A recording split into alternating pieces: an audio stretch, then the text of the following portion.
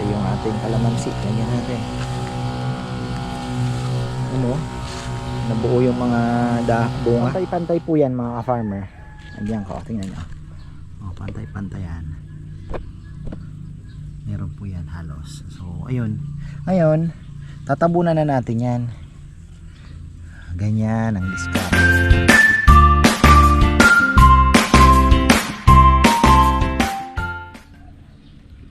It's a beautiful day. Magandang buhay mga ka-farmer. Ikot muna tayo. Tingnan natin. Baka mamaya mayroon tayong makitang ulang. Ayan. Na nagbibilad. Ganitong oras po ang ulang. Nagbibilad. Si Bebe may nakita na. Dito na. Dito lang. Palaka ang nakita natin mga ka-farmer. Aha. Wala. Ayan. Daming palaka na kinakain. Ayun. Yung mga tumatahol yan. Ano yan? Ayun no. So wala tayong nakita. Baka patay na. Yung ulang naman, sabi ko nga, nung pinakawalan natin, matagal na po natin hindi makikita yon. O pwedeng hindi na natin makita kung patay na sila kasi hindi na natin mamomonitor unless, di ba, meron tayong pang monitor ng ano. So ayun, pero hopeful naman tayo dahil nakapagpabuhay na po tayo dito eh. Yun nga, malalaki na eh, di ba? So malaki ang chance na ano. Yung fry nga na parang hindi mo nga makita kung ulang ba yun o buko juice lang eh, nabuhay eh. So ayun, ano tayo. Tapos kahapon titingin-tingin tayo sa mga radish natin na parang ang bilis din pong magsilakihan na hindi ko na alam kung pwede nang harvestin ba ito. Ayan, kita nyo naman ang mga radish natin. Ayun, ang laki. Ayan pa. Ayun, ang laki mga ka-farmer. Merong hindi ayan, merong merong hindi nag-ugat. Ayan, kagaya po nito. Oh. Sorry na lang. Pero meron na mga choy-choy, malaki mga ka-farmer. Ayan, oh. Wow, ang laki nga. Taba ha. Baka pumunta ka sa palengke, wala kang makikitang ganyang kataba ngayon. Ang liliit po ng radish ngayon sa palengke. Talagang maliliit. Honestly. Makakakita ka ba ng ganyang kataba mga ka-farmer? Ewan ko na lang. Ayan oh. Oh. 'Di ba? Taba ito. Ayan, choy-choy. Hindi ko lang alam kung gaano kahaba. Ayoko munang bunutin. So inspection tayo sa ating mga tanim. Tingnan nyo naman yung ating bok choy. Looking good. Oh. Kulang dito ng isa. Nalusaw yata yung tinanim ko ah. Di nakasurvive. Transplant ko lang kasi. Yun ang ayaw ko sa transplant eh. Ayan. So tasan natin yan. Tapos kahapon nag-trim tayo ng mangga. Ayan po. At marami nalaglag na dahon na istorbo yung ating ano dito, tanim na parang hindi tumubo yun dito. Ano nangyari? Konti, hindi ko ba nataniman? Pero meron doon eh. Meron pa naman tayong buto. Ayan. So ito mahahaba na iba. Sana makatayo pa ito dahil tayo po ay na-istorbo nung mga ano ni Kongkong, ano po siya nagputol. Shoutout pala kay Tita Ligaya. Sabi ni Tita, dapat may chainsaw ka maliit. Tita, pagka ako po ay ng maliit na chainsaw, maniwala po kayo. Waste of money. Hindi naman po may ingatan. Wag na lang. Ayan. So tanggalin natin yan. Tatanim tayo ng kangkong. At linisin ko po yung yun po yung gagawin natin ngayon. Tapos mag-i-spray din ako ng fish amino. Maganda naman ang panahon, pero kinancel yung mga pasok dahil sa bagay ngayon po yung ulan daw mamayang hapon pa darating. Nasa Bicol pa yung ano. Sana pala nakapagpadala ako ng pili sa Baguio. Baka dadaan dito. Nakapag tayo ng pili padala ka ng pili. O kaya yung tinoktok na ay sarap pinangat, tinoktok, ano pa ba, tilmok mga farmer sa mga sa Bicol po yun ang tawag. So sana nakapagdala yung bagyo no. Ayan, lilinisin natin ito. Daldal ako ng daldal, wala man akong ginagawa pa. Ayan. Siyempre mahirap pong magtrabaho ng may camera. Mamaya papakita ko yan. Malinis na. So inaano lang muna natin.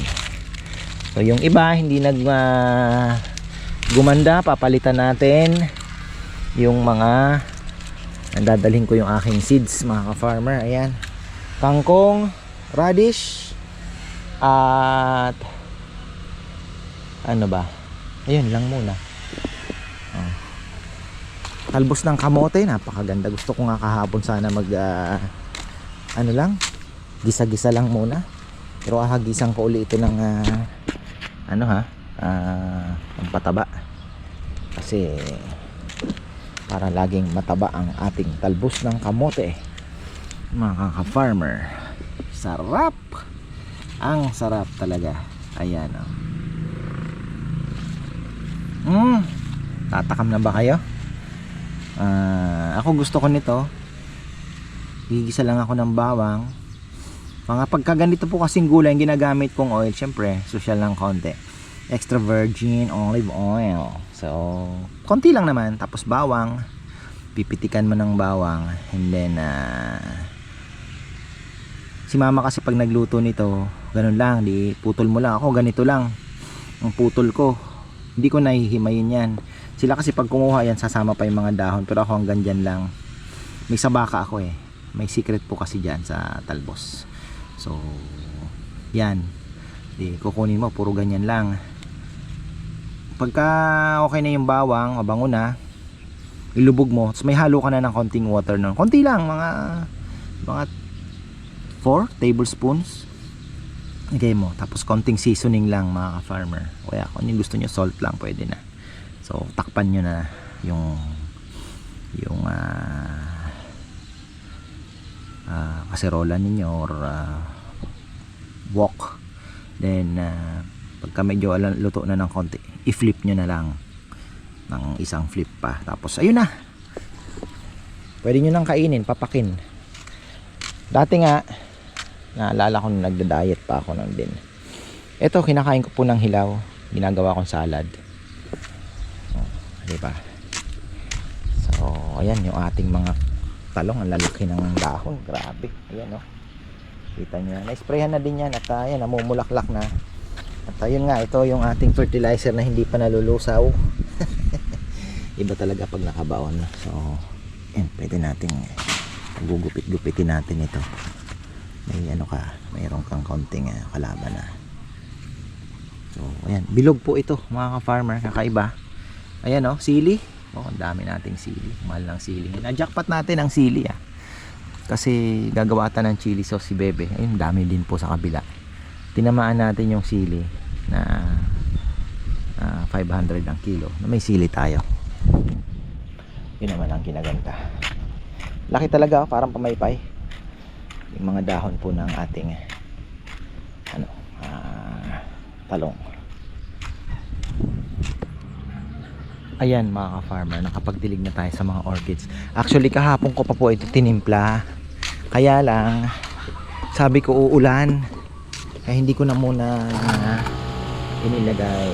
Pero ayan, dalawang pa tayo, si Bebe pinadadamay niya yung kanyang mga plants.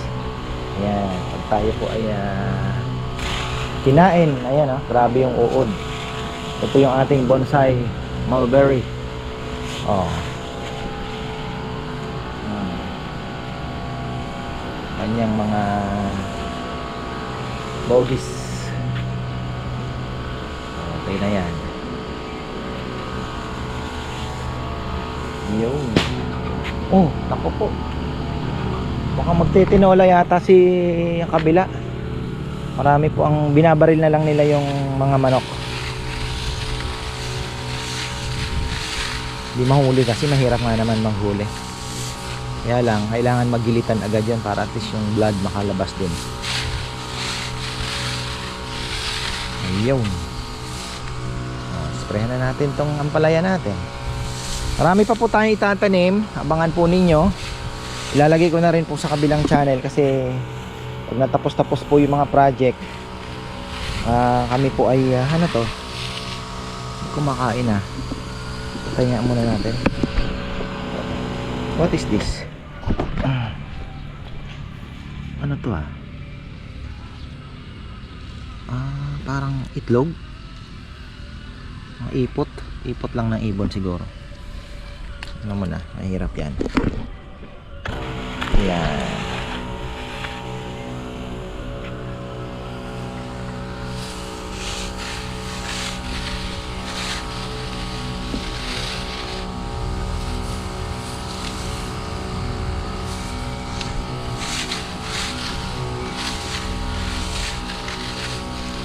Dapat play si Papayam ng mga spiritual songs.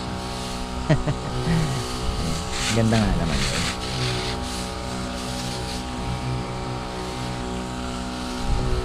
Kapag nabubuhay. Laki ng ano natin mga farmers. Sili, puno na to eh. Hindi na po ito ano. Grabe oh.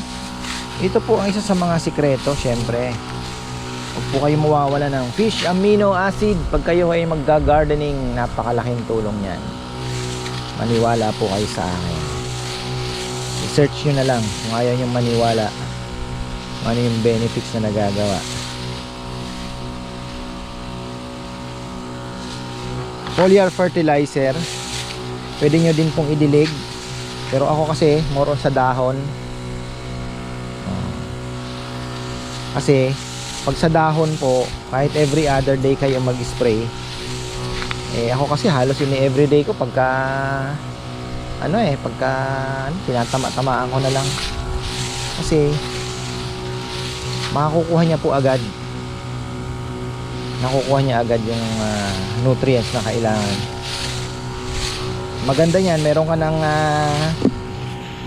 fish amino, tapos meron ka pang organic fertilizer na ilalagay sa lupa. Yun ang best combination, or chemical, wala naman pong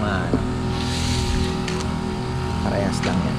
So ito yung ating mga lilinisin ko pa yan. Dito tumubo dito oh. Nihintay ko nga pero may late na.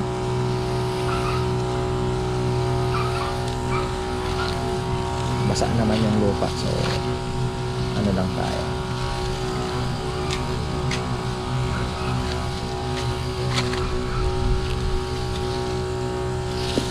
Replant tayo ng radish. Parang pwede na atang mag-harvest ng radish Lalagay pa ako ng isang knapsack. Didilig tayo kasi ganda na din madiligan. Kalamansi, hindi ko din po kinakalimutan. Kaya kulang po ang dalawa. Yung talagang sasama ko yung orchids. Tapos pagka may dinidilig tayo, kulang. Pero dahil basa, baka umulan din,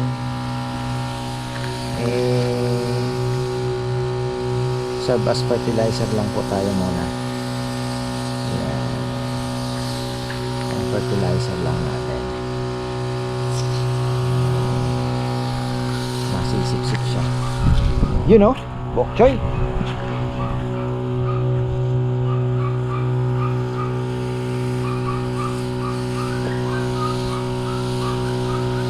Ganda din magdilig ng ganito.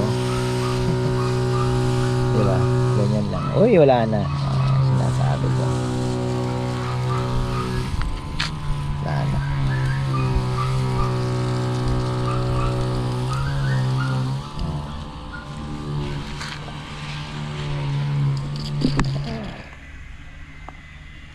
Ayan.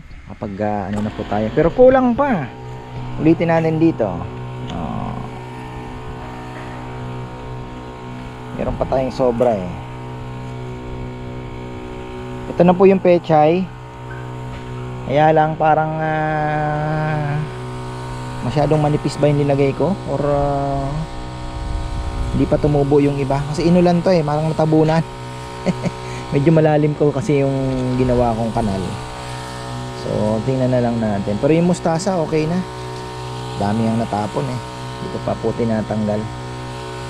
Tingnan natin kasi kung may re-replant tayo, at least may kukuhanan tayo. Yan So, hindi natin yan ipapatuloy kasi makaka ano lang yan, makakaperwisyo lang. Di din naman po lalaki. So medyo makapal din dito. Buwasan natin yan. Mga 2 days siguro ano na tayo.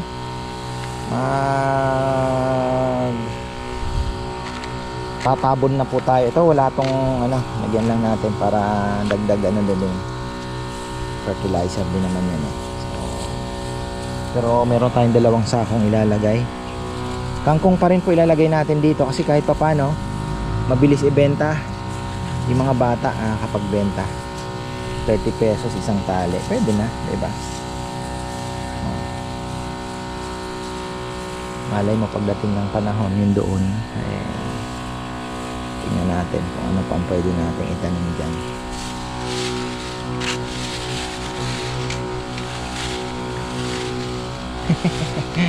Lagyan ko ulit. Hindi pa naman natin i-harvestin niya. Siguro mga 1 week pa natin kung lalaki pa po yung iba, diba? Bok choy. Ito ang binabantayan ko, yung ating dahon ng sibuyas eh. Sana mapalaki natin.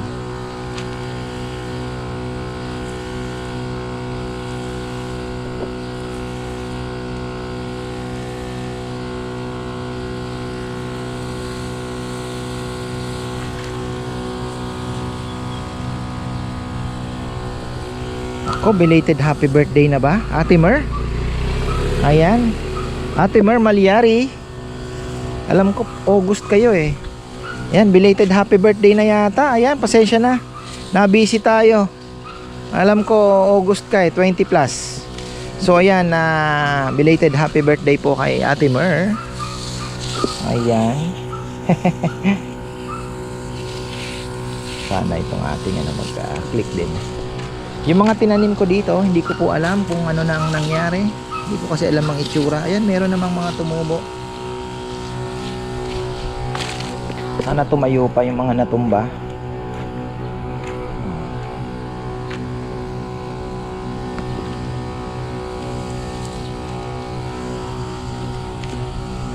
Tayo, ikot-ikot lang tayo, sayang.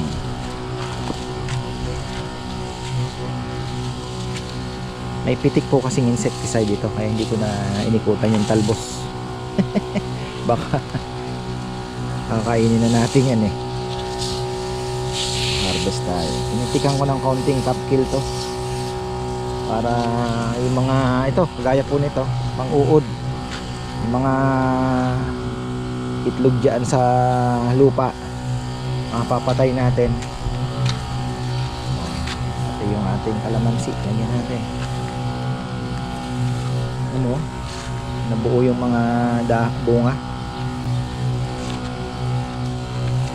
Hindi ko na napitas na yung bunga.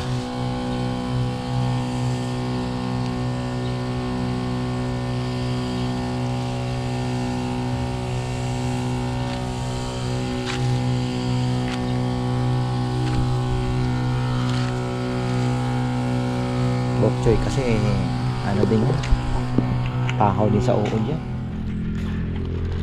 Yan, tanim na tayo. Tapos abangan nyo mga farmer, may bonus vlog tayo. Bibili ako ng orchids, mga dendro lang naman. So baka makabili tayo ng dendro. Ayun si Papa yan, nag-harvest na. Yun lang, hindi ko in-sprayhan yan. Na lang naman tayo. Laki ng kailangan matrim itong yung mga talong. Matrim siya, matanggal po yung mga dahon sa baba.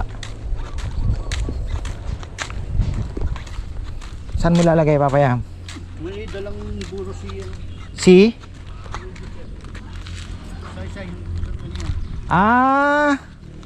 Mustasa. Yun, mustasa, may buro daw. Pangpangan na ako eh. So, ayan, eto. Lalagay muna tayo. Sabi ko, ba't ganun? Walang pasok. Araw naman ayan. Matanim tayo mga farmer, yung mga hindi tumubo. Yan, kaunting kembot pa. Grabe. Ang sarap ng pakiramdam mga farmer. Pawis na naman tayo. At ayun lang nga, wala tayong cameraman kaya sundot-sundot lang yung ating video. At ayun, iulog na lang po natin yung mga buto ng kangkong.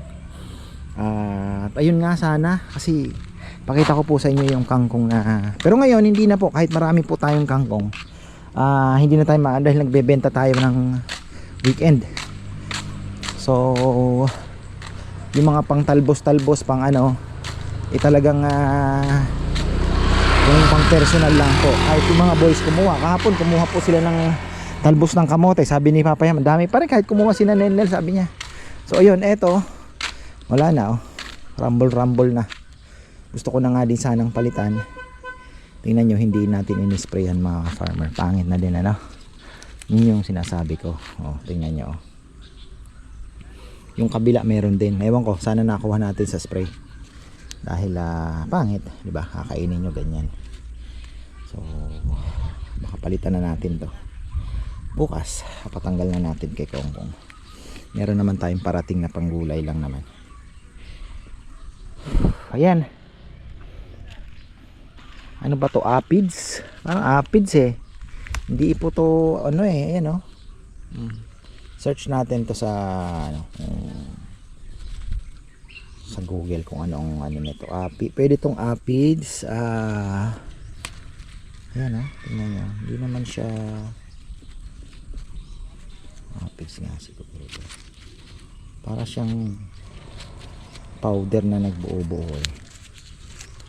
More or less aphids nga siya. Or thrips. Ayan. So, kung insecticide, meron naman po tayong mabibili niyan.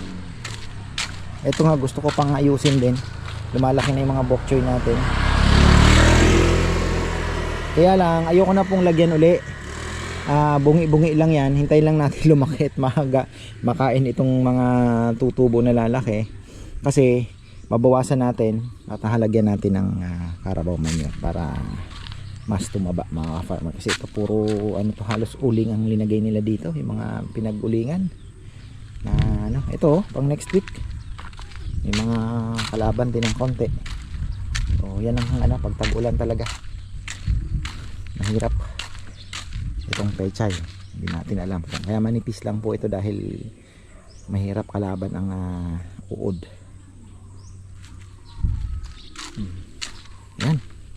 Yan, okay na. Halos pantay-pantay po yan mga farmer. Andiyan ko, tingnan nyo. Oh, pantay-pantay yan. Meron po yan halos. So, ayun. Ngayon, tatabunan na natin yan. Ganyan ang diskarte. Kasi, para hindi din pumabali. Ganun lang. Ganun po ang diskarte ko ha. Yan. Tinabunan na natin. Tutubo yan. Hindi po yan ano, yan. Hindi yan madadali. Mas maganda nga yan kasi mas yung roots niya makagalaw ng maigi. Hindi po nasa ibabaw. Kaya ginanyan ko. Unlike doon sa mustasa at saka pechay, masyado pong maliit yung buto nila. Kaya baka hindi po lumakalabas. Pero ito makakalabas yan. Nakakalabas lang, kangkong eh. Yan. So ganun lang, tatakpan lang natin. Okay na tayo. Yung kabila, titira natin yung kabila yon, kakangkungan din ulit natin. So ito, ano bang date ngayon? 26. So August, siguro mga second week of of September, harvest na naman tayo nito, God willing mga farmer. Basta same lang naman ang procedure natin. Same lang naman po ang procedure. Hindi naman natin na binabago. Ayan. Pawisan na ako, exercise na. Oh, 'di ba? Na-bend na yung mga kasukasuan. Ayos na. Boundary na tayo. Lagyan muna natin 'to dito. Yung mga avocado natin, looking good. Dito ka lang. Ayan. Kasi minsan hinahanap kita na mawawala ka eh. Ay, sarap pakiramdam. So ayan, marami pong salamat. At Tapos na naman tayo sa ating garden. So mag-aantay na lang ng ulan yan mamayang gabi. Dahil most probably uulanin naman po tayo. Okay na. So ayan, maraming salamat at magandang buhay.